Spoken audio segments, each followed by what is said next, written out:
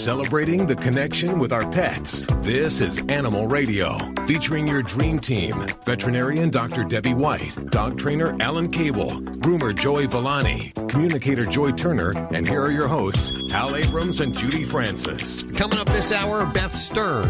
Beth Stern. That's what I'm going to call her. We're going to interview her. I'm not going to ask anything about Howard Stern, because I think that's taken the high road. Although everybody wants me to. Yeah, but that's her man. That's her husband, isn't she? Shouldn't she be proud? I mean, why would that be taking the low road, talking about her man, her better half? I mean, that reflects directly on her that she chose him. I mean, that's a good thing. Yeah, but she doesn't want every interview to be about him. She can stand on her own and speak about herself, and she's absolutely. But that doesn't mean you make believe he doesn't exist. I mean, like he's not there. Why not? Judy's That's a got natural issues, coping Beth. mechanism. Also this hour, the founder of the Center for Pet Safety, Lindsey Wolko. I'm having trouble talking today. You are having trouble. Yes, I am. Are you the real Hal? I am the real Hal. And she says that all these pet restraint systems that we put in our cars to make it easier to travel with our animals, she says they'll fail. 100% failure rate. Really? And so we'll find out a bit more about that coming up in just a couple of minutes right here. Let's head to the phones. Hey, Jane. Hello. How you doing? Where are you calling from today? I'm calling from Reading, Pennsylvania. Oh, listening on WEEU. Yes, I am. I love that station. Those guys. I know, they're great. They are. We love them. They are. They're locally owned and operated, too. Yes, they are. Okay. What is going on with your animals there? You guys are And they eat crazy cheese sandwiches there in the cafe. Okay, what's going on? Yes. I have a 10-year-old greyhound, and she's unlike any other greyhound that I had in that she's very picky as far as what she wants to eat. And I could probably fill her bowl like forever and to the top, and she'll only eat a certain amount. When I am away for a while and she has to board somewhere, she can be very fussy and sometimes won't eat. And I can never really keep weight on her. So I have the whole opposite problem of people who need to take weight off their dogs. Oh, yeah. I can never really keep weight on her. Yep, So, you have Jack no matter Sprat. what I feed her. And she'll be even picky as far as with treats and things like that, too. So if she wants to eat them, she will. If she doesn't, she won't.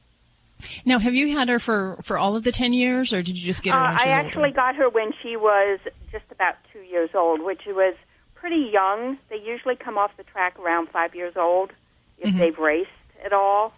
Okay. She did not race. She never made it to even attempt to do that. So Okay. And have you fed her dry food all that time, or canned food, or people food? Sometimes I'll mix in some other things. I'll even sprinkle some cheese, some shredded cheese, which she loves. She does like that, but, she'll pick through certain things and then only eat in a certain amount. Well, a picky eater can definitely be very frustrating. And normally the callers I get about picky eaters, they're usually small breeds of dogs, toy breeds that just kind of turn up their nose at things. So it's a little bit different having, a large breed dog with this. But greyhounds are kind of like cats. I got to say, they're just kind of different. Unique. They are unique dogs. Yeah, they're very different. They're not your normal dog. So a lot of, feeding strategies that we would have is sometimes the desire to dress the food up is very real. And I can't see your dog, so I can't say how thin or not thin she is. But for me... Well, you can see, her ribs. She's not, right now she's not totally underweight, but she was when I came back from vacation. She had lost quite a few pounds. And a lot of ribs were showing, but, and that's why I didn't know if maybe adding a bit let me more. tell I you don't want to, of course she's getting to be almost a senior dog, too. Exactly. So whether there's issues that way, too. Well, and that was going to be the first thing, is that greyhounds, the number one thing I think of with greyhounds when we get to that age is rotten teeth. They are just not a breed that has really good periodontal health. Right. So for me, I would want to make sure that you've had her teeth cleaned, that we're in good health, because they are some of the most rotten mouths that we encounter in veterinary practice. Greyhounds just from 2, 3, 4 years of age, they've already got really severe periodontal disease and are losing teeth. For a big dog there. Yeah, so that's definitely something that I would want to make sure. And if your vet hasn't done some current lab work on her, make sure by all means that you do that, because there definitely can be things under the surface, kidney disease, liver issues, stuff like that. Because I was going to have her teeth done, and she did have some issues with her blood work, and then she didn't have her teeth done, although I was able to scrape some stuff off of her teeth, so they're not super bad. Okay, well, nothing that's like really, all right. Like well, if they found something on her lab work that was abnormal, that's, as a veterinarian, the first thing I got to go back to is if there's a health disorder that we need to address in some way, that kind of changes the recommendations entirely. So a 10-year-old dog that's not eating, that has something abnormal in blood work, we have to address that, because dogs with kidney disease very commonly will lose their appetite from something called uremic gastritis. So no matter what we throw at them, and what we put in that bowl, they may not eat really well. Yeah. So that can be something that trying to overcome that can be very difficult. So we'll probably need a little more info on the background of the lab work. But what I will tell you is that what we will often do if we have a picky eater is I like something called hot dog soup. And I use this a lot for dogs that are picky eaters. And you basically take hot dogs, you boil it, and you use the water. You don't have to always dress a dog's food with other food items. So sometimes just the moisture and the kind of the essence of the hot dog, how wonderful it is, you can add it to the dog's food, and it kind of makes it a little bit more appetizing. And for a dog that may have some dental issues, it softens the food, so that also makes it more appetizing. But if we just have a picky eater who is just picky because of behavioral issues and not a health issue, I want to make sure we have good structure. So you got to make sure that you put the food down at set times and that it comes up at set times. That is very important for a dog that is a picky eater. We want them to know when the food is going to be provided and when it's going to go away. The other things that we'll do, and a 10-year-old dog may not be the best candidate for this, but we find different types of ways to incorporate food. So we might have the little food dispensing toys that they can kind of shake around or chew on or play with that will drop little kibbles out, and that makes it fun, makes it more interactive. Because some dogs are like cats; they just don't like to go up to the bowl and eat. They want to kind of use it like prey, so that makes it more fun. And if your pet is one that we can exercise, it is a known fact that dogs that exercise more eat more. So if I have a little dog that doesn't like to eat, a little poodle or a teacup chihuahua, I'll tell the people, get your dog on a leash, take it for a walk, get it out, get it swimming, get it doing something, because when they come back to that bowl, they're going to have an appetite. So that's another thing you can definitely think about trying to add in there. But Alan, I hear you. Yeah, the more focus, and I can tell, you talk about dressing the food up, and the more this dog learns by not eating that he's going to get your attention, that he's going to get you to dress up his food, that he's going to get you to give him different things, the more he's going to use food to manipulate you and not eat, because he's already learned that by not eating, he gets different things, he gets your attention, he gets you to jump through hoops. A dog, most of the time, when people say their dogs are finicky, it's because they are so obsessed with getting their dogs to eat, they don't realize that their dog is controlling the entire situation. And like Dr. Debbie says, if a dog exercises a lot and you just stick the food there and just walk away and go about your business, the dog will eat when the dog gets hungry. Now, a dog that's been given people food and all these different variations of for a long period of time, it's going to take a while before he says to himself, hey, it ain't working anymore. She's not giving me cheese. I better eat this. That's what they do. They learn to manipulate you, and you don't even realize it's happening. Jane, I hope that helps you there. Thank you for your call today. This pet flipping thing that we've been talking about right in the front of Time Magazine, pet flipping, it's now a thing. Yeah, it is a thing. What is it? Well, in a typical pet flipping situation, a criminal will get a hold of a pet either by stealing it, or they'll see an animal in the pet found poster or an ad on Craigslist. and then claiming to be the owner, they turn around and sell it for a quick profit. So I encourage you, especially in your use with Craigslist, you shouldn't put your animals up there if you're trying to get rid of them. Yeah, not a good thing. Unsavory people. You really need to make sure that you're releasing your animal to the right person. Little warning from the old Hal Meister and Animal Radio. Hi, it's Alan Cable. This week, what you should know about getting a dog. Don't underestimate the responsibilities of bringing a pooch home. That dog's going to be with you and your family for the rest of his or her life. Owning a dog is a lifetime commitment. Dogs develop strong bonds to you and your family, to their pack. Before you bring a dog home, think about the cost. It didn't used to be something you had to consider, but now owning pets is pretty expensive. Between food and vet bills, you're looking at about $1,000 a year. And then there's the basic stuff you need to have before you bring your dog home, like a collar, a leash, food and water bowls, toys, and a crate. Before your dog or puppy ever comes home, you'll want to dog-proof your house. Make sure that anything that can hurt your dog is out of reach, like poisonous plants or cleaners, any kind of chemicals, candy and glass that can shatter. Something you should know is that puppies, well, they're a lot of work in the beginning. You've got to house train them. You've got to teach them rules and boundaries. They're going to chew a lot of your stuff up if you're not watching them all the time. Puppies like to investigate and try everything, so make sure there's nothing dangerous for them to get into. It takes lots of time and lots of patience, consistency, and a dedicated schedule.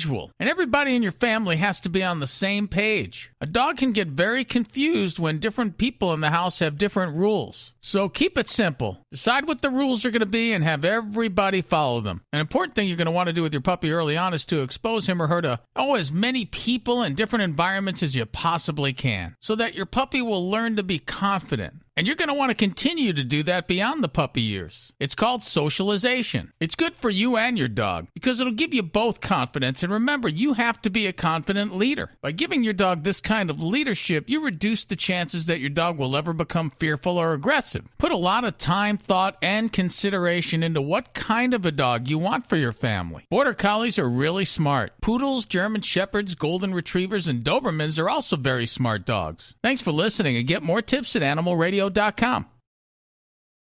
I would love to go on vacation, but I don't want to leave our Charlie behind. I agree. I heard that the magazine Fido Friendly lists places where you can stay with your pet. They also offer reviews so you have an idea about pet policy to include any restrictions, fees, and what pet amenities to expect. That's, dare I say, awesome. What are we waiting for? I'm way ahead of you. I just logged on to FidoFriendly.com and found a 4-star resort. Hilton Santa Fe Resort and Spa at Buffalo Thunder in New Mexico. Charlie agrees. When do we leave? As soon as you can pack your bags. It's off to adventure with Charlie, thanks to Fido Friendly Magazine. To find your next family adventure that includes your furry family friend, log on to FidoFriendly.com. My life is always interesting. You're such a good vet. I swear. I mean, really. To find a vet like you. You're such an ass kisser. No, I'm not ass kissing, girl. I'm telling you the truth. I don't kiss ass, girlfriend. I bet your wife has you wrapped around her finger. Well, don't all women have their men wrapped around their finger? Well, I just don't admit it. Yeah, no, you are so good. You care and you know what you're talking about, and it's just awesome. Which one? Seriously, Deb, how many people come to you that don't have dough and you help them out? Well, I don't bake at all, so Joe doesn't. You know what I'm saying. You probably don't want to advertise that. She does a radio show every week. She doesn't charge a penny for any of this advice here. So there you go. She's a giver. She is a giver. She helps people, I can tell. We have Brenda on the phones. Hey, Brenda, how are you? I'm fine. How are you today? Good. Where are you? I'm detecting a little southern accent. I'm from Texas. From Texas. Well, welcome. Yeah. We're as big as Texas here. We think we're as big as Texas here. You think? Well, that's good. Whatever you think, that's what counts. Yep, okay. What's going on with your animals? I have Dr. Debbie right here to help you out.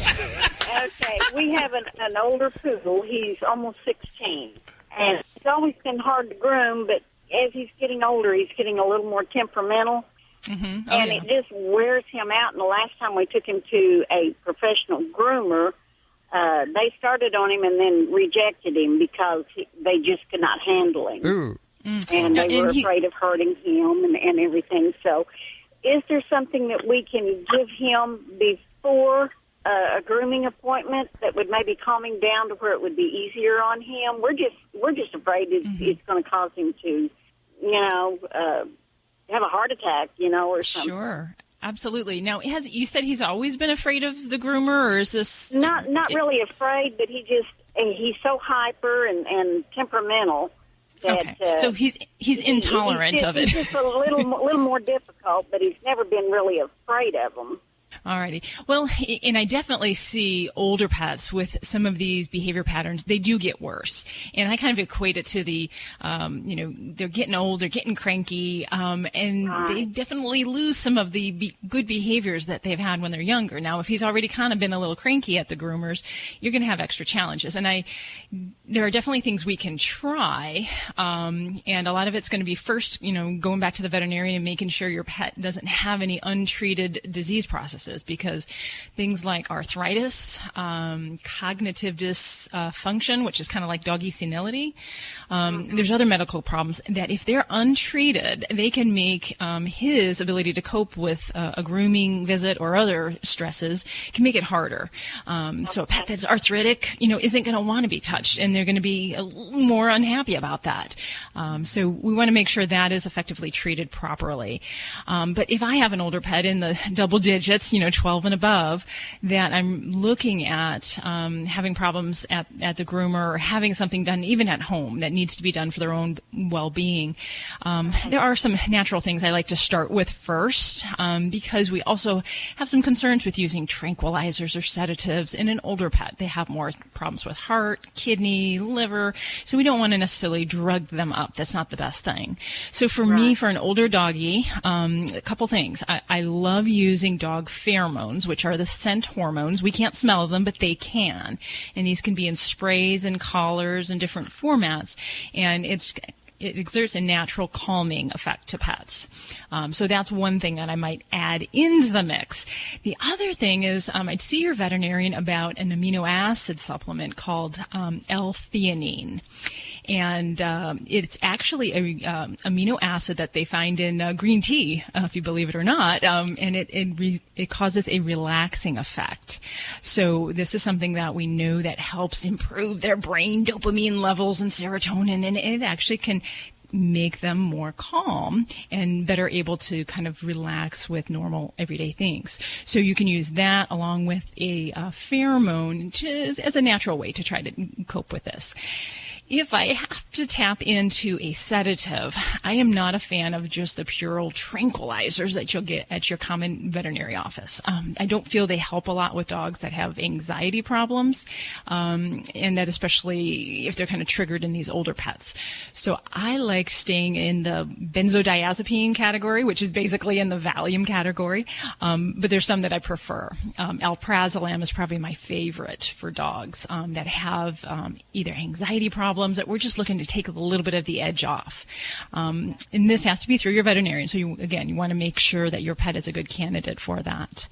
And kind of look at doing some of those things. Now, and the good thing for other listeners out there is it's so important with your dogs when they're young is that we condition them to grooming experiences. So what I recommend people to do, and I like to get like clippers out and take the buzzing clipper to a puppy and just let it kind of touch their body, get them used to some of those things, handle their feet, get them used to some of the hair dryer when they're really young in a non-threatening way.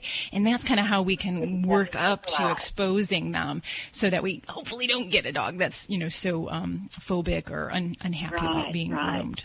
And there are actually, I have a lot of dogs at my clinic that we have to be the groomers for our pets because they have aggression problems when they go to the groomer. And it is very unfortunate that we often, with those dogs, we have to use heavy sedation or put them under anesthesia.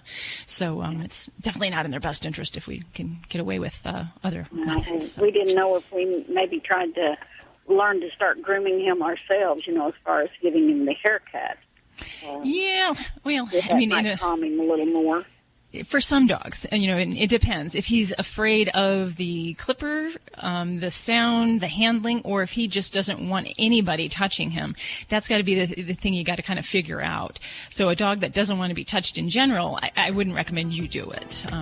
Dr. Debbie, like the groomers, they're making money, they're in a hurry, and if a dog gets nicked with a clipper one time, and experiences pain, then they form a bad association, and it becomes very, very difficult beyond that point, because you don't know what's going on there at the groomer. You're not there. You can't see what they're doing.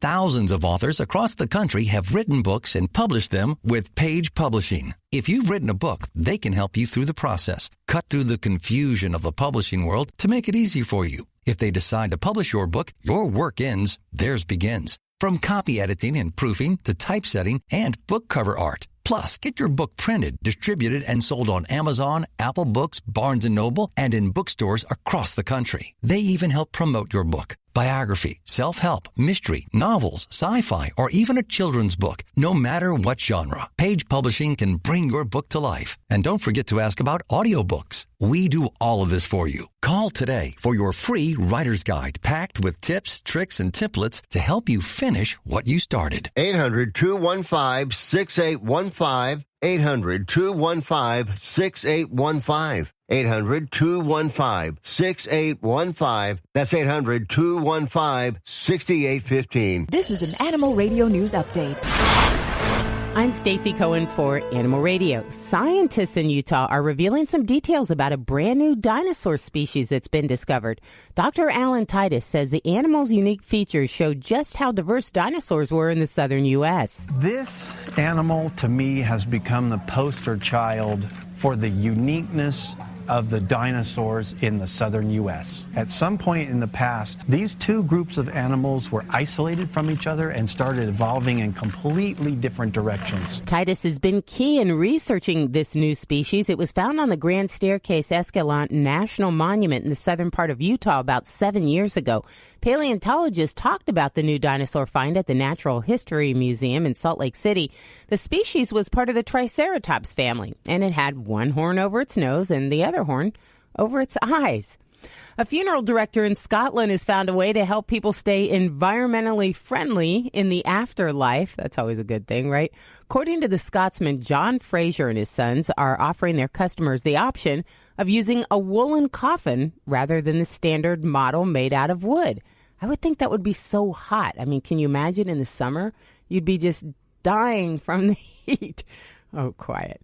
They explain that the softer caskets are made from 100% British wool, and they're supported by a strong recycled cardboard frame, and then they've got a cotton lining. They also come with a personalized nameplate and a biodegradable waterproof base. You need that nameplate just in case you get lost in the afterlife. Vicki Fraser, who runs a business with her dad, says the demand for the alternative is growing. She adds that many people are impressed with how comforting the woolen coffins feel.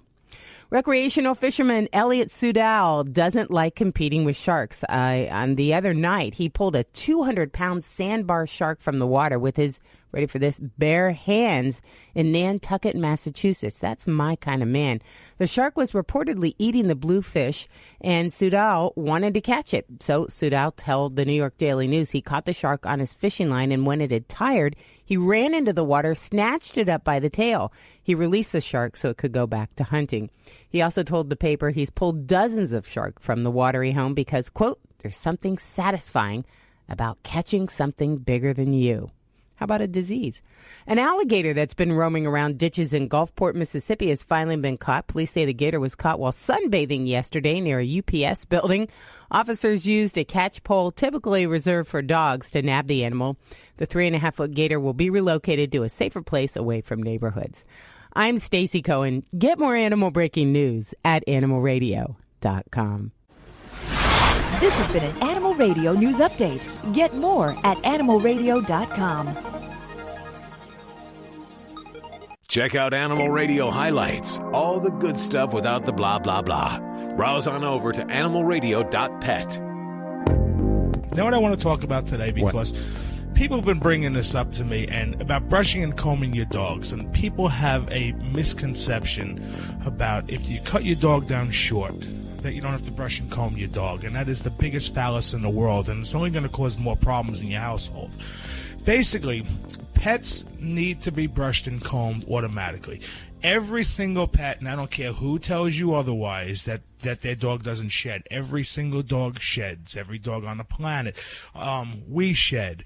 And they may not shed at the degree of some other pets, like a German Shepherd is going to shed a hell of a lot more than a Bichon. Okay, that's common fact, but that doesn't mean the Bichon doesn't shed.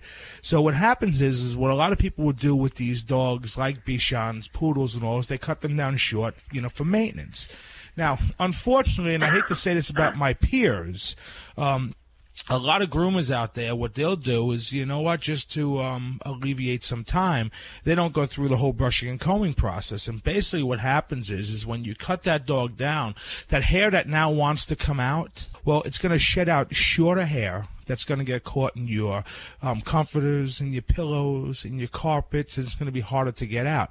The other thing it does is because you don't have the natural process, because once you cut that hair short, see, when the coat is a little bit longer, when the dog is moving about, whether the dog is outside or, rubbing against the furniture or the carpet, it's pulling out that dead coat. Now, unfortunately, you're finding in your house, but that process builds healthy, nice new coat, which not only will give it better color, will give it a better texture, but also will keep your dog smelling better. That natural process stimulates the skin, so everything works better. So what you want to do is you want to make sure that you brush and comb your dog. And also it's a great socializing tool, especially if you have a pet that's a little bit shy. So, the more you brush and comb it, the more you handle the pet, the better it is. But the importance of it, I can't stress it enough, is because it really does make a difference in that pet's well-being. Not only look, but also how he feels. It keeps them from scratching as much. So it's a process that you need to do. And even if you only did it once a week, you know what? It's still a hell of a lot better than not doing it at all. There you go. Joey Villani, ladies and gentlemen, on Animal Radio. Let's hit the phones for Joey. We have Woody on the phones. Hey, Woody, how are you doing? I'm doing great. How are you today? Good. Where are you calling from? I'm calling from western Wyoming. Western Wyoming. Is that where you live? It dang sure is. All 54 of my years so far. Oh, wow. That must be quiet and enjoyable and nature-like and all that. It is. It's 7,000 feet. You can't beat it. I would pass out at 7,000 feet. I get dizzy going to Denver. Hey, listen, I know you wanted to talk to Joey. What's going on? Hey, I've got a 2-year-old male miniature schnauzer. I adopted this dog in January, and he's had some coat problems. He was an outside dog. Even in Wyoming, people leave these little dogs outside. I brought him in, and all of a sudden he started losing all of his hair on his back. Mm-hmm. One of the reasons I bought a schnauzer is they don't shed. Well, I've got one that does, and I've taken him to my vet, and lately I keep him groomed down with I use wall clippers on a number 2, and about every week he gets to where he just starts shedding really bad. An easy fix, Woody. And I got to tell you one thing. Whoever told you schnauzers don't shed, boy, did they lie to you.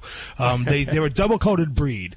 And any double-coated breed actually sheds more than a single-coated dog, okay? They should have a soft, downy undercoat, and then they should have a wiry top coat. Now, it's funny that you're bringing this up because basically this is just what I just spoke about in the tip that I put out there.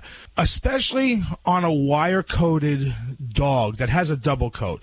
What happens is you're doing everything correct. The number 2 is a perfect length. It's about maybe a little bit more or a little bit less than a half-inch long. Right. The wall clippers are great. But what you have to do is we got to stimulate it, because what you're doing is you're removing that top coat. And what's happening is you're building abundance of undercoat because it's not cutting that. So what you have to do is you have to get that undercoat out as well. Once you get that undercoat out, it's not going to shed nearly as much. It's very, very controllable to the point where it's tolerable. So this is what I want you to do. There's a process called carding. Now, carding, all it is a deep combing. They make certain tools out there. Actually, the easiest one to find is Furminator. It's a little bit pricey, but that's all it's made for, is to deep shed dogs that have short coats. So after you clip your dog down, what you want to do is you want to take the Furminator tool, and you're going to go over the coat lightly. And what that's going to do, that's going to remove all that coat that's now bothering you. Now, the question I have, does the dog also have dandruff because of this? No, dry skin? Okay. My vet told me, he says he believes it's dry coat.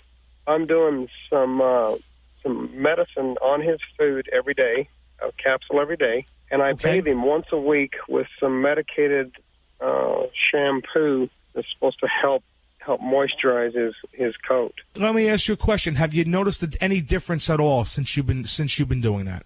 I do, and I've done this now for 3 weeks, and about a day or two before his normal bath day, you'll start seeing it. He rides on my lap everywhere I go, and I'll start seeing a lot of shedding on my shirt about a day or two before it's time for his bath. I'll tell you what, I know it's exactly what I'm thinking is happening. When you're bathing the dog, the bathing process is helping remove that loose undercoat, but it's not removing it enough. Okay, so what's happening is it's in that process that right before a bath it's shedding heavily, and then when you bathe the dog, it's reducing it, but it's not getting it out enough. So if you can, go out and get that tool, Furminator, use that, and you would use it just like you would use a rake, basically. You're going to rake through the coat, not real hard at all, just enough that you're going to start to see the undercoat come up, and you're going to notice a drastic change in your dog's color. It's going to go from the lighter color that it is to a little bit darker, okay? And basically what that's doing, it's pulling out that dead hair, because that dead hair is dulling out the coat that's hidden underneath it. And once you start seeing that, you're also going to get beautiful color back in your dog's coat. Your dog's coat's going to look a hell of a lot healthier, and it's going to grow in thicker, but it's going to shed a hell of a lot less. Try that. If I had to place a bet here, if I was in Vegas, I'd put all my money on that. Okay. Can this be done while I'm showering? This is one of the few dogs I've ever seen that will literally jump in the shower with you and doesn't mind a bit. You know what? And without seeing your dog, I don't know. And this is what I would say. I would say you can definitely try it in the shower. And if you're getting out the undercoat, which you're going to know right away, you're going to be pulling out hair, and it's only going to pull out really what needs to. I mean, if you're pulling out anything else, the dog is going to let you know right away that he doesn't like it. So if it's coming out, absolutely, no problem. If it's not, then you'd want to do it dry. Okay. Thank you very much. Thanks, Woody. Have a wonderful weekend. You too. They're listening on the western slope of Wyoming, backwoods there, Animal Radio, everywhere you are. That sounds nice. Maybe we should go broadcast from there. I'm thinking so. We'll go to Woody's house.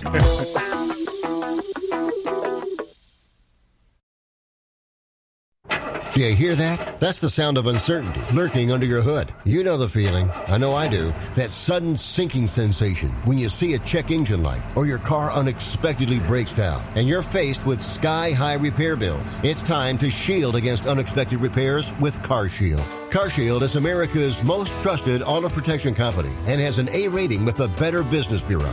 Don't let the fear of a breakdown keep you up at night. Trust the Shield, CarShield, and say goodbye to terrifying repair bills and hello to peace of mind. Your plan also comes with 24/7 roadside assistance, courtesy towing, rental car options, and so much more. Don't wait till it's too late. Call CarShield now before a breakdown. Protect your wallet. Protect your car with CarShield. Get our best protection ever.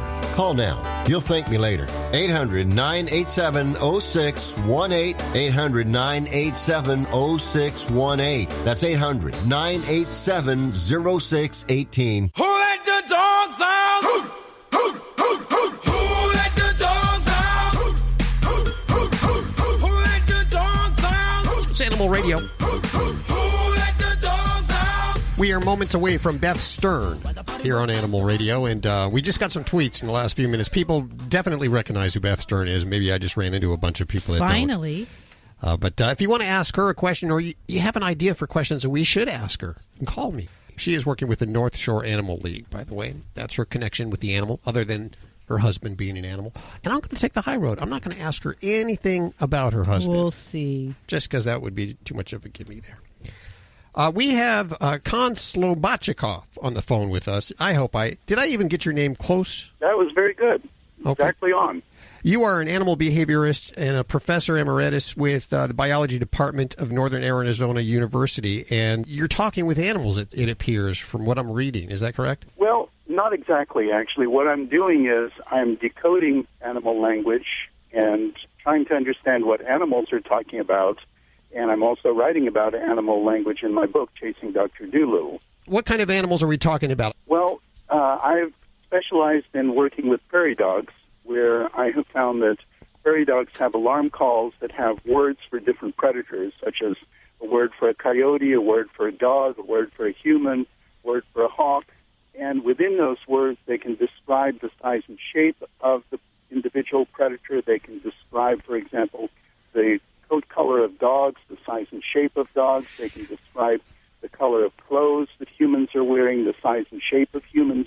So it's a very sophisticated animal language that they have. Wow. And you can understand their language? Well, I can understand it by use of technology. What we do is we record the calls, we put the calls into a computer, then measure various aspects of the calls, put this into a statistical program that tells us which parts of the call are relevant to what and which parts contain information about what kinds of things. Can you duplicate the language and speak back to them? We are working on that. Actually, we have been working on that. So what we have been using is we have, with a computer science colleague of mine, we have developed artificial intelligence programs or techniques that allow us to record the call, have the computer analyze what the call means, and spit back to us potentially in English what the call means. And then we also have the potential to say something in English, have the computer synthesize the proper sounds in prairie dog language, and play it back to prairie dogs as a meaningful sound. So we have the potential for doing this kind of back and forth kind of thing. And this is where I think that down the road, applying this same technology in 5 to 10 years, we'll be able to develop perhaps apps on a cell phone that would allow us to talk to dogs at some basic level, talk to cats at some basic level, maybe talk to farm animals at some basic level. Hey, Joy, I think this is going to put you out of business. Well, it's a good possibility. And that's okay. I mean, I think we should all talk to our animals and be able to hear them back. Well, you know, they say that cats never really vocalized much until they interacted with humans, that they never spoke to each other, but they speak a lot to us. And our cat has specific sounds we've noticed when it sits at the door, if it wants to go out, or if it wants food. It has specific cries, and they are different. Yeah, are those universal among cats? Like, would one cat understand what another cat was saying? Well, surprisingly, we don't really know very much about cat vocalizations. We know that cats have at least 35 different kinds of vocalizations, and some of them seem to be universal, like when a cat sees a bird, it makes a particular kind of clicking sound. When it sees an insect, it makes a slightly different clicking sound.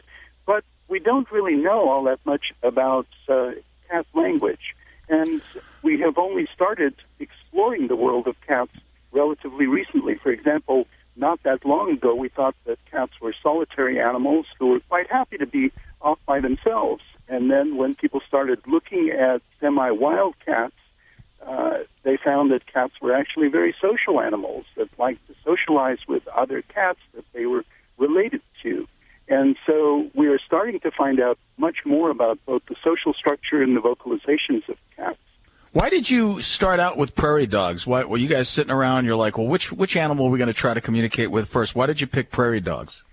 I picked prairie dogs because it was a convenient thing to study. I initially started studying beetles that mimicked other beetles that had defensive secretions, and along the way, I became allergic to these beetles. And I had to work on some kind of research project for my job, so there were lots of prairie dogs around, and at that time I thought, we don't really know that much about the social system of prairie dogs, so let's work on that.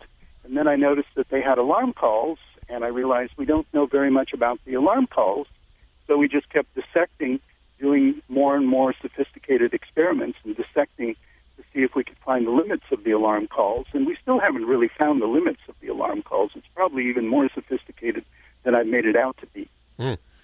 Wow. I think you're onto something. I always thought that animals can talk, and English, by the way. They just opt not to because they have no reason. They're smarter to. Prairie dogs haven't spoken to us in English yet. Okay. The website where people can learn more. They can go to the website for the book, chasingdrdoolittle.com, and there they can find out both about my book and links to me. Okay. Well, Con, we appreciate you spending time with us and all the work that you're doing. Con Slobodchikoff. Thank you. Hey, that's a fascinating waste of a government grant. You just say that. Wait till 10 years and you can talk to your dog. I'll find out I won't like what he has to say. I'll find out he's trying to kill me. Squirrel, squirrel, squirrel. Be funny to, if dogs could talk and you had a stand-up comedian dog. Say, hey, 3 cats going to a bar. There was a Siamese, a Persian, and a tabby. Joy, do our animals ever say jokes to each other? Do they have a sense of humor? They do have a sense of humor, although it's not typically like our sense of humor because they're more literal. Sure. They laugh. Yeah, because, a dog will start a joke by going, yeah, so I was eating poop. Need a fix of the good stuff? Get more Animal Radio with the free Animal Radio app for iPhone and Android. Is diabetes keeping you from enjoying life's special moments? At US Med, we understand the challenges you face, and we're here to help. With US Med, I can finally manage my diabetes without it managing me. US Med offers a wide range of services to simplify your diabetes care. Personalized care plans, convenient access to cutting-edge diabetes tech, and knowledgeable support. Plus, we'll check your insurance so your diabetes care may be covered at little or no cost to you. With US Med, I feel confident and control of my diabetes. I can finally live my life to the fullest. Don't let diabetes hold you back. Choose US Med and experience better birthdays, better adventures, better anniversaries, and better everything. Call now. US Med. Better service, better care. 800-434-5019. 800-434-5019. 800-434-5019. That's 800-434-5019. Celebrating the connection with our pets. This is Animal Radio, featuring your dream team, veterinarian Dr. Debbie White and groomer Joey Villani. And here are your hosts, Hal Abrams and Judy Francis. On today's show, Beth O, or Beth Stern. We're going to find out what she likes to be called. She'll be joining us. Of course, not only the wife of the king of all media, but she also works with the North Shore Animal League, and I understand she's rescuing many, many animals at her house. So we'll find out what that's all about in just a couple of minutes right here on Animal Radio. What are you up to? You look like you're pondering something, Stacy. Okay, here's one for you. What does Kim Kardashian and a giant panda have in common? I can't even guess. No. Maybe they both gave birth. I don't know. I'll tell you. Coming up on Animal Radio News. I'm not even going. I don't believe people talk about her. I don't understand it. I know. Who is she? I mean, I know who she is, but I mean, really. But what does she do? Exactly. That's what I'm trying to figure out. What does she do? Nothing. You know? She shops. That's what I want. I'm trying to understand that. She's like the Kato Kalin, just at the right place at the right time. You know what? I just wanted to say something. Yes. You said Howard's the king of all media, so Yes, that must mean that you're the king of dog media. I am the king of dog media. Yes. And we'll be talking to the she queen of all media, because that would be, obviously. Wouldn't she be the queen? No, she would be the first lady, Hal. 'cause She'd be she's first not- lady. There's probably another woman who is the queen of media. Well, of She's course, just the Martha first Stewart lady. or Oprah. See, that's what I mean. So she's just the first lady. But wouldn't the queen be Howard's first lady? You know, the one that went through it all with him? You would think. Oh, okay. You know, I'm going to be talking about how dumb I am. How dumb you are. I'm such an idiot. I swear to God, I am such an idiot. Oh, let us talk about it, please. You know what I just did for the second time this week? What I mean, you would think that I would be able to operate a coffee maker. Yeah, you would think that I could make coffee, you know? And for the second time this week, I have failed to put the little lid on. We got a busted one, so it's got the lid detaches. You know the little lid that's on top of the coffee maker that has the little bubble that tells the thing above it to let the water through? I forget to put that on twice this week. So I got coffee grounds and water and crap all over the place. What's the matter? What's with Hal today? I mean, what's wrong with you? What's the matter? There's absolutely There's something going on here. No, don't give me that. Come on. It's that whole clone. How are you? The whole clone thing is really, I've been off base since last week with the whole clone thing. Today we're going to be talking to the lady who's founded the Center for Pet Safety, and she's tested all of the seats and restraint systems for cars for your dogs, and she says all of them fail. 100% fail. So we're going to talk to her in just a few minutes right here on Animal Radio. Animal Radio. Hey, doofus. Is this Hal? You're a genius, I tell you. You're a friggin' genius. Where the hell are you? Oh, okay, I get it. Yesterday you weren't so interested in talking with me. Now you want to know where I am? Listen up. Yesterday, I went to get my paycheck. They said I already picked it up. So what's your point? You didn't come home last night. Yeah, I was busy spending your paycheck. This is a nightmare. You'd better come home tonight, or I'm going to kick the living crap out of you. Ooh, I'm shaking. Gotta go, buddy. Wait, don't go. Adios. Hal. See, that's why I'm a little off.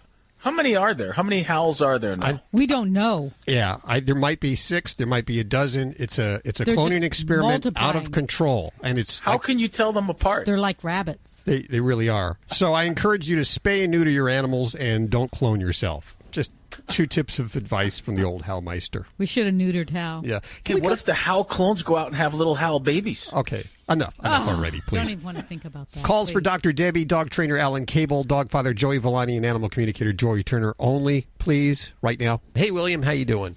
I'm fine. How are you? Good. Where are you calling from today? I'm over here in Windsor, New York. Windsor, New York. What's up? What's going on with your animals? Well, I got she's a crossbred black lab and beagle, and I was having a problem with her with fleas, which we got that all cured. Okay, but good. After we were cured that, she kept having a problem with her butt itching, and also 2 spots on her belly. Mm-hmm. Well, I use what the heck you call it, for my stomach, to keep my stomach from chafing.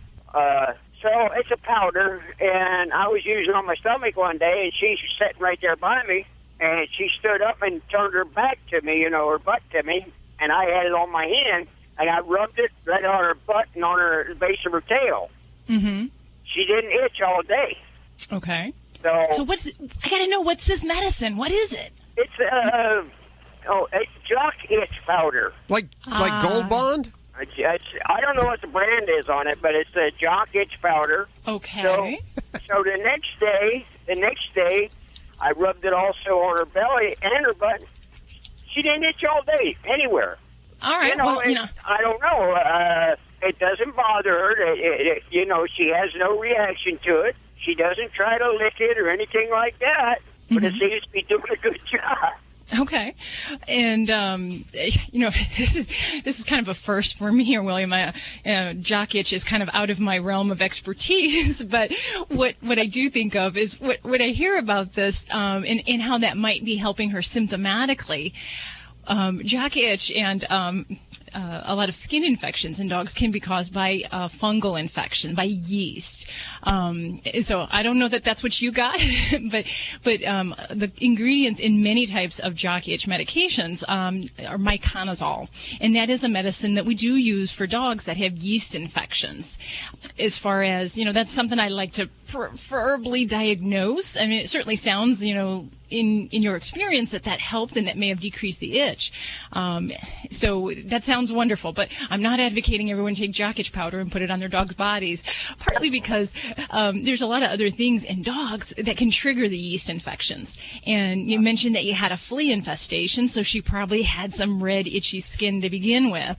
And yeast on dog skin is really common, but it doesn't get into their skin and doesn't take hold unless they've got kind of a red, itchy, abraded skin surface. So in those situations, that may be why she had potentially a yeast infection and why that medicine helped her.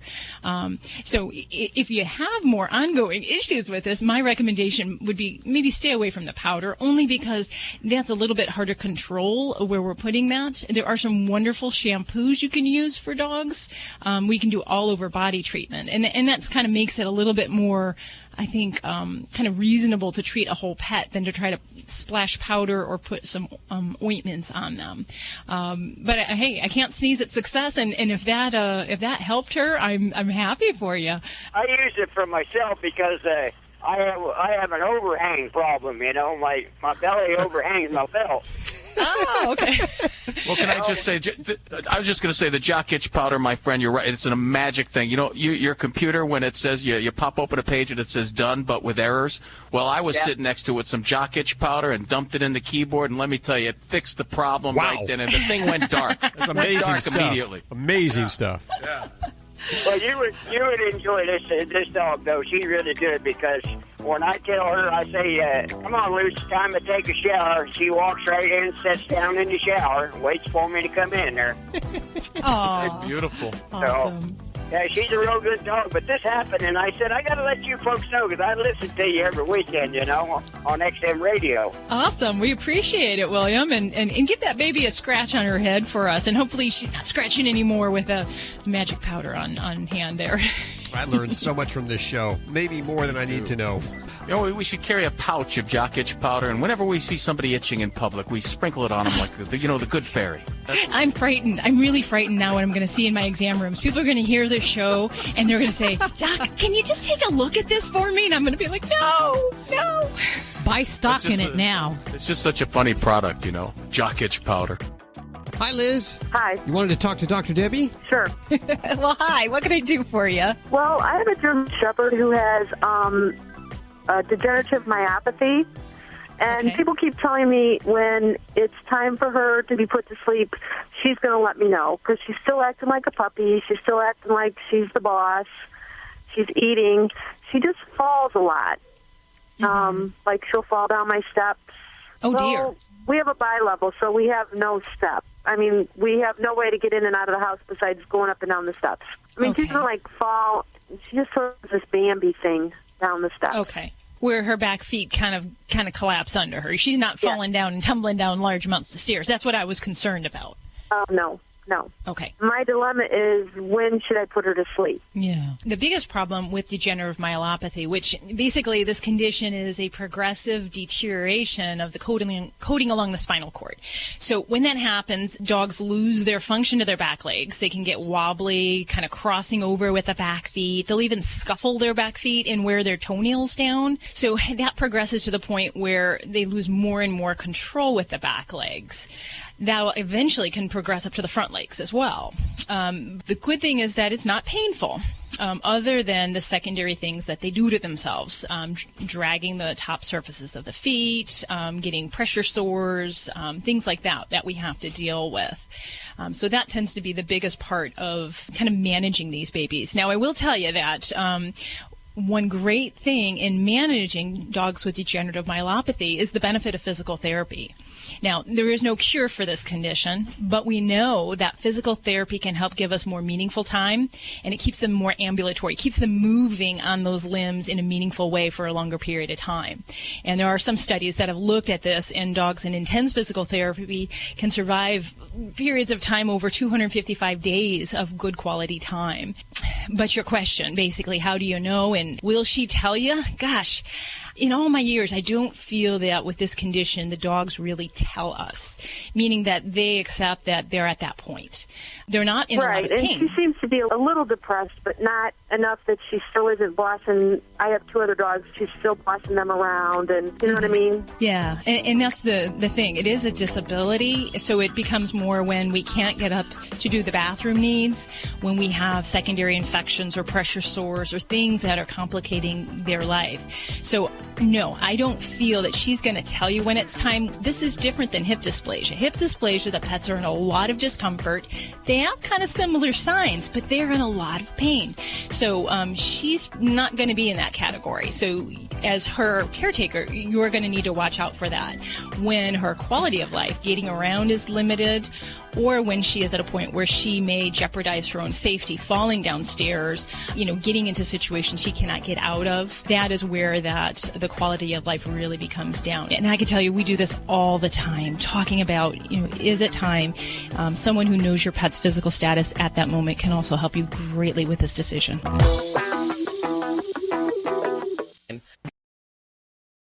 Life can be full of risks. One thing you shouldn't take a risk with ever is your family's health insurance. If you're self-employed or you now need affordable health insurance, you need to make this free call right now and see how the Health Insurance Helpline can help you get it. 800-410-5914. 800-410-5914. 800-410-5914. That's 800-410-5914. Oh, what did he say? He said, we're all across the USA, the most listened to pet show today. Animal Radio, we're everywhere you go. Animal Radio. Animal Radio. Well, you lucky dog, don't forget you can get your fix of Animal Radio anytime you want with the Animal Radio app for iPhone and Android. Download it now. It's made possible by Fear-Free Happy Homes, helping your pets live their happiest, healthiest, fullest lives at home, at the vet, and everywhere in between. Visit them at fearfreehappyhomes.com. And thanks, Fear-Free, for underwriting Animal Radio. If you are out and about traveling with your animal, you probably have a restraint system that you're using in your car, or you may have one that, like I said, you have one where Ladybug will sits in a little booster seat. Yeah, and then it has a little connector so I can put her harness on and connect it to her so she can't jump out. Do you think it's very safe? I think so. If you were in an accident, you think the dog would be okay? I'd like to think so, yes. Okay. Isn't she? Well, maybe not. According to a brand new Canine Automotive Restraint Crash Worthiness Test done by the founder of the Center of Pet Safety, Lindsey Wolko, who's joining us, there's a 100% failure rate. 100%. There's not one out there that... Well, let's find out. Okay. Hi, Lindsay. How are you doing? I'm fine. How are you? Very good. Tell us about your test and your study. We did a pilot study where we sampled 12 different harnesses, tested the 4 strongest, the ones that we deemed based on how the consumer would see them. We had experts, engineering and survivability experts, look at these products to help us select those. And from those tested, we had a 100% failure rate of those harnesses that were tested to provide protection to either the pet or the consumer if a crash occurred. Now, there's been a lot of advances, let us say. There have been, yeah. So Subaru, actually, they found value in the work we were doing, and they have stepped up this year, and we are working right now on a harness study. It's more robust than that. We're looking across multiple sizes, across multiple brands. And for this, we were very selective in the products we chose. So we were looking solely at those products that are claiming testing, crash testing, and crash protection. And the good news for pet parents is that we are seeing better protection that's being afforded, but you have to be very discerning on how you shop for those products. Now, are these restraint systems that you're seeing that are doing okay? Are they seat belts? Are they like car seats? What are they? What are they exactly? Well, we categorize the products. So right now, what we are focusing on right now is just the harnesses themselves. We know that many of the other products out there, the add-on devices, like unfortunately the booster seats and like the zipline style products and extension tethers that you buy aftermarket, if you will. Don't have to go through testing. Many manufacturers do not test those products at all. So I'm gathering that Subaru is trying to develop a seat that's going to be safe. No, I think what they want to do is they just want to help give information to their constituency, to those people that travel with their pets. They value the safety of not only their consumer but also the pets that travel with their family. And I think it's solely that at this point in time. Now, how do you test these? Do you use real dogs, or are there dog crash dummies? I have developed, actually, our team has worked together very, very hard over the past few years. We have our second phase, our second round of crash test dogs that we have developed. And I have to tell you, these guys are really tough. They are heavily engineered. We worked with an engineer who works with NASA to help us kind of formulate how we're going to put them together. And we have currently 3 different sizes that we use. We have a 25, and we also have an alternate 20-pound, 45, and a 75-pound that we're using for this particular study. And we also have other dogs that we use for preliminary testing. And we have actually put a licensing agreement out there so manufacturers can actually license the use of these dogs. Wow.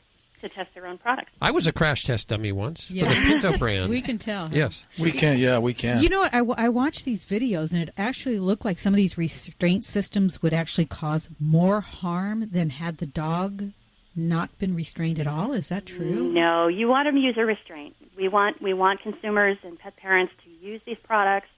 Right now, manufacturers just don't have to test. None of these products have to meet any standards. There are no standards that exist. So that's what we're trying to do, is give consumers the confidence in the products that they're currently lacking. But no, you absolutely should use a restraint. So you're not saying just because they don't work that we shouldn't use them anymore? Well, again, we're testing them to an extreme crash condition. This is a 30 mile an hour. These products can potentially help protect your pet from short stops, and hopefully no one gets in that type of collision. But that's why we have guidance on our website right now, on our fact page, on how to guide consumers until we're done with the study, how to find those crash-tested harnesses, how to ask those questions of the manufacturers on the type of testing that they've done, so that you have some assurance that the products are going to hold up a little bit better. What is that website? It's centerforpetsafety.org, and you want to go to our fact page. I'm going to put a link from animalradio.com right to the fact page. So if you're driving along right now, you want to see what Lindsey's talking about, head on over to Animal Radio and click the link to the Center for Pet Safety. And you know what? I think it's kind of cool what you're doing. Oh, thank you. We hope people find value in it. We are currently working to fund a containment study, so we will look at rates, carriers, and barriers, and we're also looking to fund a study on animal flotation devices. Well, let's stay in touch. I would love to. Thank you so much. There you go. Lindsey Wolko. She's the founder of the Center for Pet Safety, joining us here on Animal Radio. You know what was real cool about that was that Subaru was really interested in that they care about, their consumers. They know how many people have pets. That's just really cool, though, that, that makes me want to buy a car from them. Not me. I don't like Subarus. Yeah, when a company cares about the people they're selling to, that makes me want to buy their product. You have a Hummer, don't you, Doc? No, I don't have a Hummer. That's like a total gas hog. Well, that's the nickname she has for her husband. Judy wants to talk technical stuff here. Yeah, I know. We're having all this fun. Well, I'm sorry. Got to get this show going. I know. That's my job.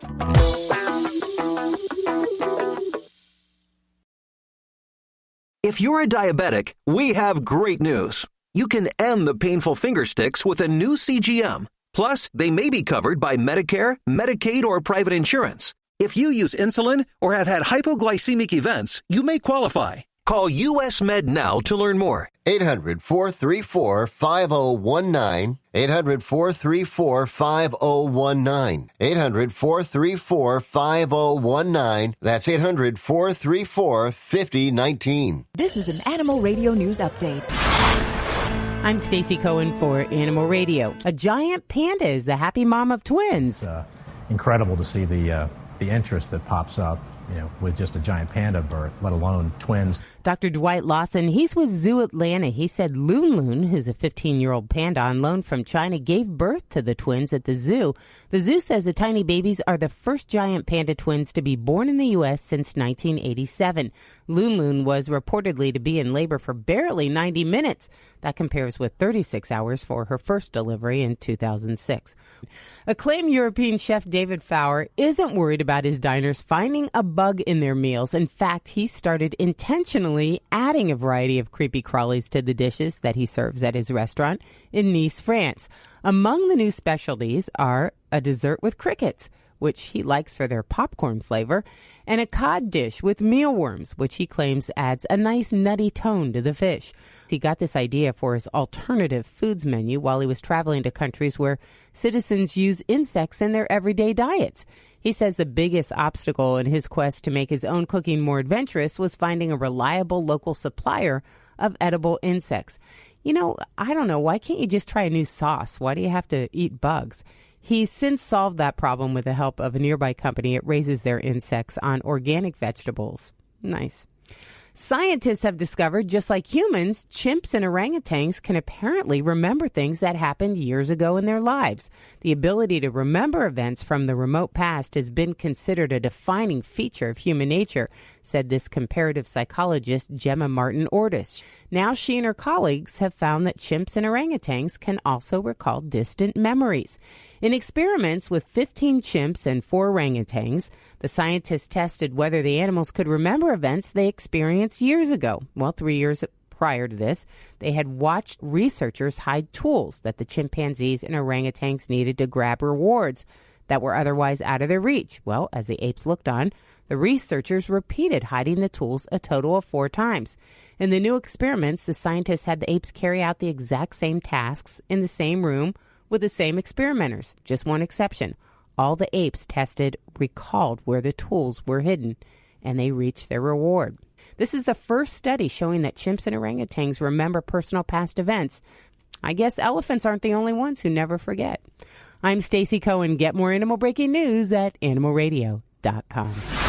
This has been an Animal Radio News Update. Get more at animalradio.com. Portions of today's show are a repeat from an earlier broadcast. You're listening to Animal Radio. Here's Hal and Judy. Every once in a while we love to feature some outstanding people in the industry. Today we're featuring Beth Stern. Hi, Beth. How are you doing? Hi. You are doing so many things. You're keeping pretty darn busy, aren't you? Oh, my goodness. Right now, I'm fostering a litter of 4 kittens and a mama cat and her additional 3 kittens. So I'm busy being a kitten foster parent this summer. Does that all happen at your house there? It does. Yeah, our house is. Well, we have 4 rescued cats from the North Shore Animal League that we've accumulated over the last 5 years. So 4 cats in 5 years, and we've always rescued adult cats. So they fill our house with so much love. But we decided, well, just in light of kitten season and these summer months, every shelter is so overpopulated with cats right now that I decided to take a friend from North Shore Animal League. We went into a local municipal shelter and grabbed a litter of kittens, and my husband, Howard Stern, and I fostered them, and it was so rewarding. He mentioned it on his radio show. We got over 100 applications from wonderful people that wanted to adopt, and I reviewed these people and screened them with North Shore Animal League. We found 6 kittens, wonderful homes, so I decided when I delivered the kittens to the new families, and I decided right then and there, let's grab another litter, and then on top of that, I grabbed this mama cat and her babies. So we've been so busy, but it's been so much fun. Well, I got to ask you this question. I don't picture Howard, and I promised myself I wasn't going to ask you anything about Howard, but I don't Please, he's my favorite thing to talk about other than animals. I don't expect him to be like a cat guy, you know? Oh, my goodness. He's right there with me. I mean, I do the hard work. I'm cleaning the litter boxes 100 times a day. It's amazing how often kittens poop.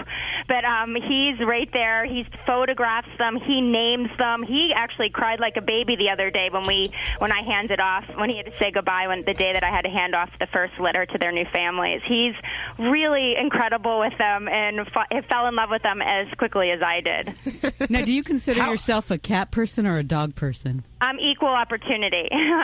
Growing up, my family, we always had rescued animals. I mean, guinea pigs, we had little chickens, we always had 2 cats.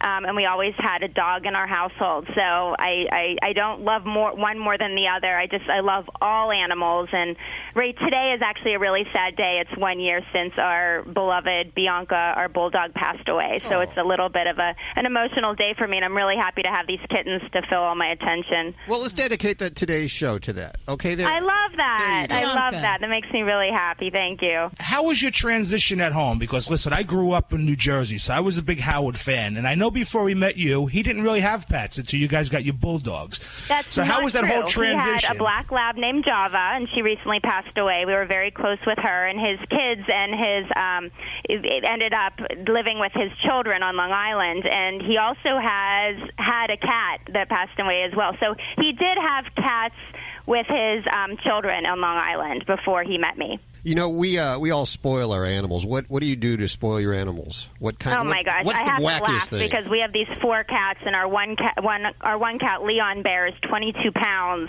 and he sleeps in the bed with Howard and me. And I have to say, he takes up more space than I do. And I think all pet lovers and people that have pets can relate. And there are so many nights where I have the worst night's sleep because Leon Bear is comfortable, and I'm on the edge of the bed. And I always put my pet's comfort first. And I think all of us can relate to that.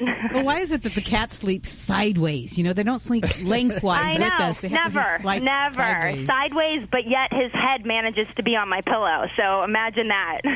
So how many animals are in the bed at one time at night, would you say? Well, besides Howard? We usually have Leon Bear and Walter and Apple sleeping on the bed with us, so that's 3. And Charlie Boy, he's really fat. He's our most recent rescue, and he came to us fat, and we're working on having him lose some weight. He's another rescue that we adopted from North Shore Animal League, and he can't jump, so he's on the floor beside the bed. So to answer your question, 3 cats in bed with us at night. See, I think I'm looking at this picture of Charlie Boy right now. I'll hold it up to the microphone so listeners can see. He is big.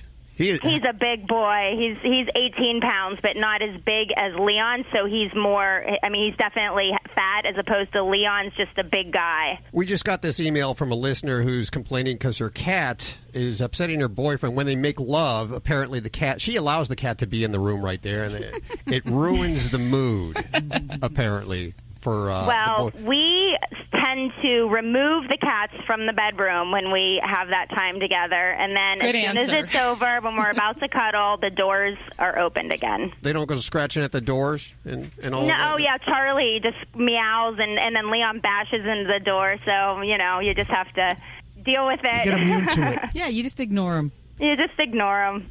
the television show, what was it, Nat Geo's Spoiled Rotten Pets, are you still doing that? You know what? It was only supposed to be one season, but I love doing it so much. I was secretly hoping that it was going to go for another season, but it ran its course, and I'm still going to be doing some things for Nat Geo Wild. I love that network. Really proud to have been on it and hoping to do more work with them. What kind of spoiled animals did you find on that show? Oh, my goodness. There were a pair of pigs, Wilma and Pebbles, that lived inside with the couple.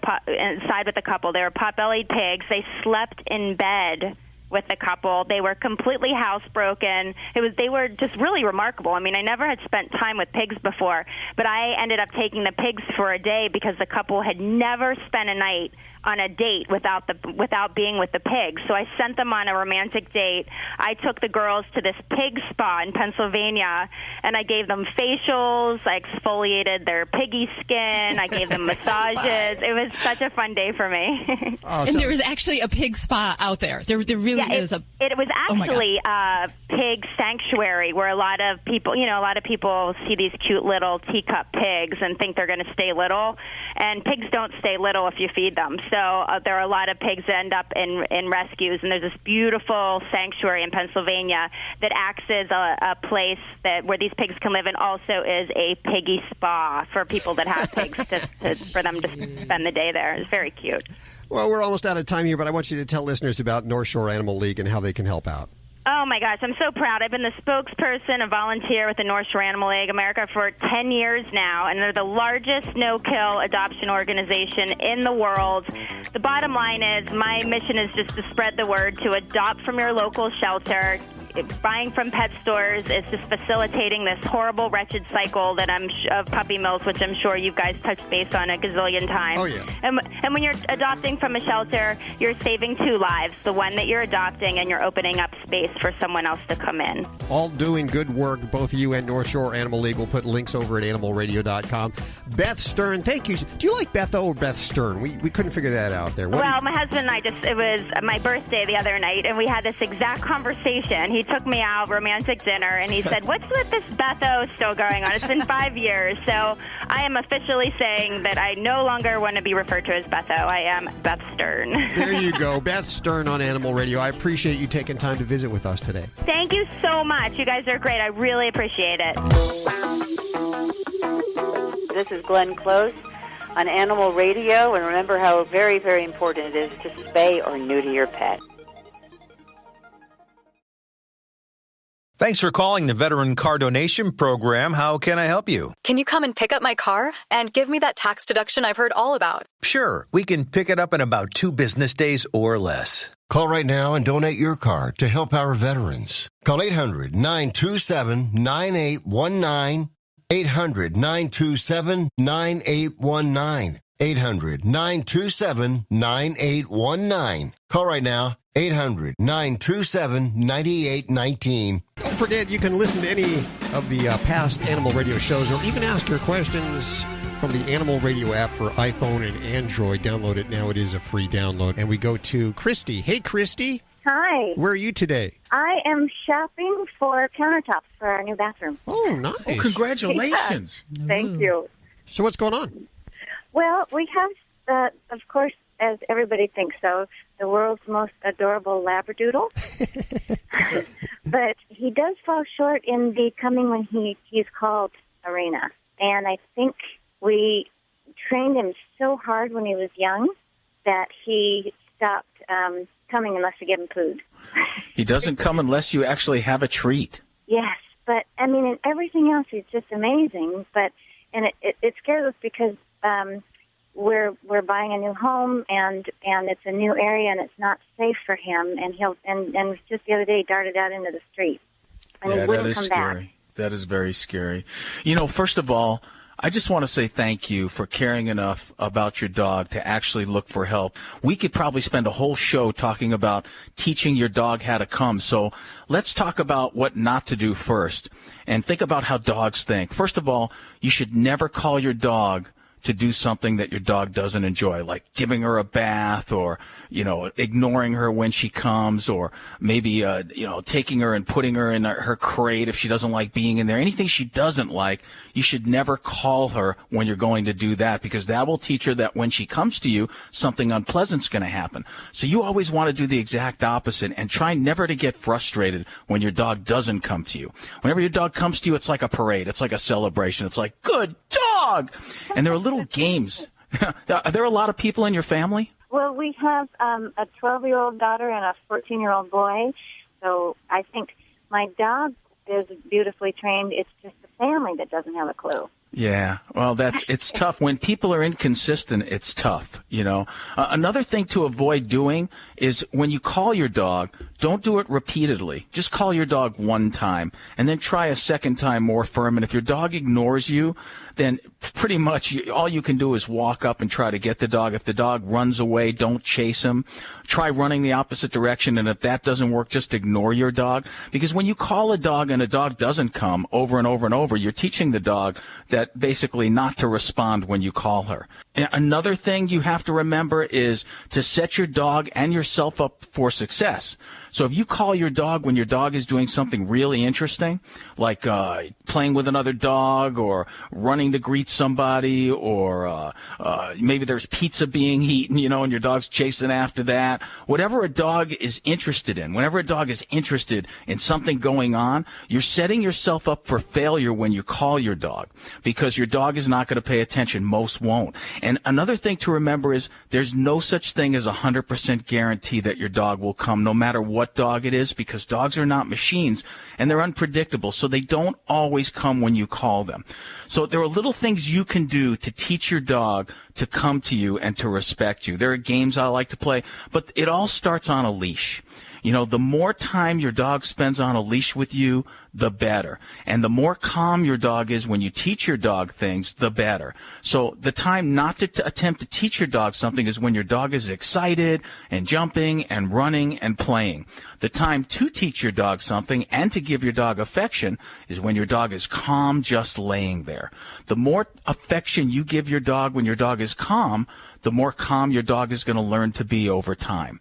So you pay no attention to your dog when your dog is jumping around excited, and you give your dog lots of attention when your dog is being mellow and calm. Does that make sense? Absolutely. Dogs love structure and routine. So every single day at the same time, if you could spend 10 to 15 minutes with your dog teaching your dog to come, you will see amazing results. And the best way to do that is to put your dog in a quiet room with no people, like the garage, for about 10 minutes. Then go get your dog, and if the dog starts jumping around when you come to get your dog, turn around, walk away, and close the door. And do it over and over, because your dog's 10 months old, did you say?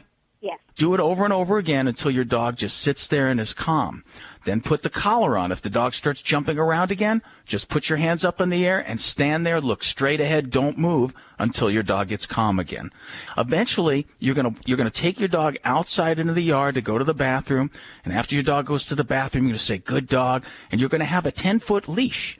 And you're basically just going to let your dog do his thing. You're going to sit in a chair, or you're going to stand there, and you're going to give the come command. Come.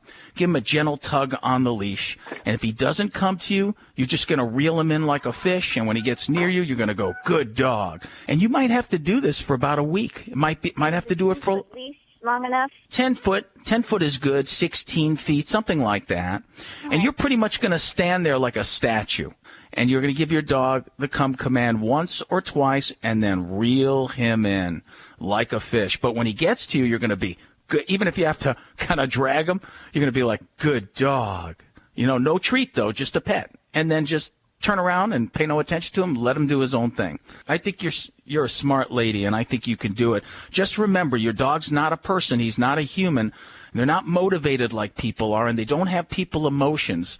If you pay attention to his body language, how he moves, how he looks at you. Whenever your dog is staring at you for long periods of time, he's looking for leadership. Okay, because when he comes he also doesn't come in the house. He'll just stand there and say, come on in, Chevy. And he just stands there and looks at us. Think of it from your dog's point of view. Your dog has mastered manipulating you in that way. He's learned that when he stands at the door, you react and give him attention. Is that not true? Correct. Okay, so now when your dog stands at the door, what are you going to do next time? Just walk away. Absolutely. Well, that's all we have time for today. Thank you so much for joining us. And do not forget that the Animal Radio app, your answer, it's a free download for iPhone and Android. You can listen to the show anytime, even ask your questions right from the Animal Radio app. I have it on my phone. Do you have it? I do have it on mine. Of what course about I you? do. You don't even have a smartphone, Alan, do you? No, I don't. I don't believe in smart things. Bye-bye. This is Animal Radio Network.